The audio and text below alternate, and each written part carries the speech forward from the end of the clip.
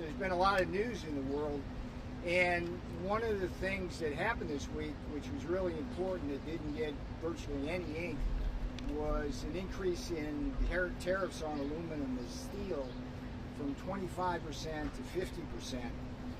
And that's really important for this country because steel and aluminum are critical to our national security. And President Trump began the process of reviving those two industries back in his first term, but Joe Biden let that go by the wayside.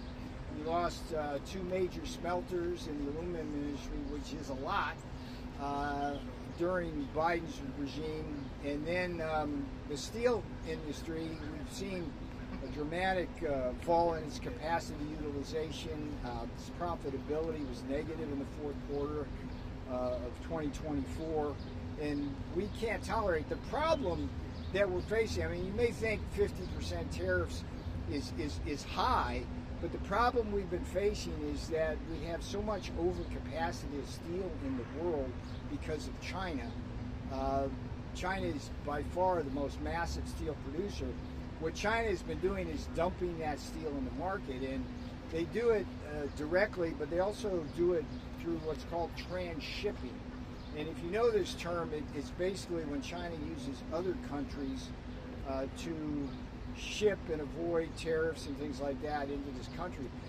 In this case, one of the worst offenders is Vietnam.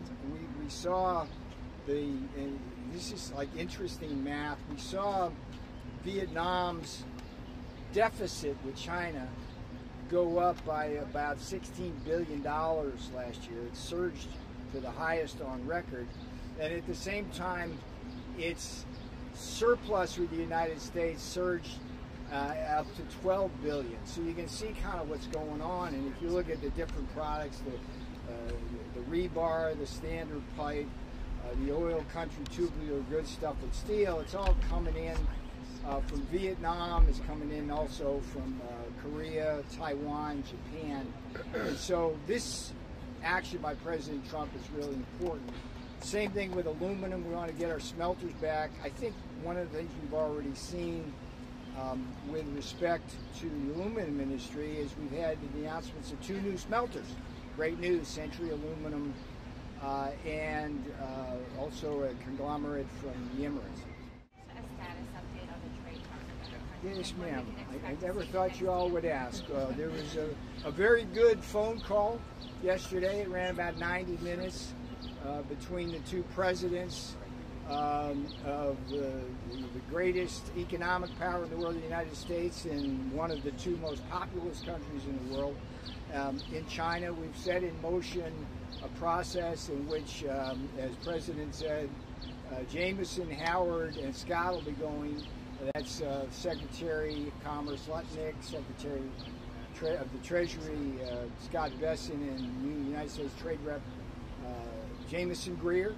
And there was a clear mandate between and understanding between the two presidents, and we expect that meeting will take place within 7 days, and either I or more likely Scott, Howard, and Jameson will come out to the sticks and let you know, or the president will let you know about it.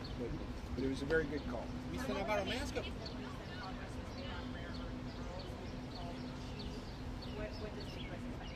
Well, let's see what happens with the negotiations.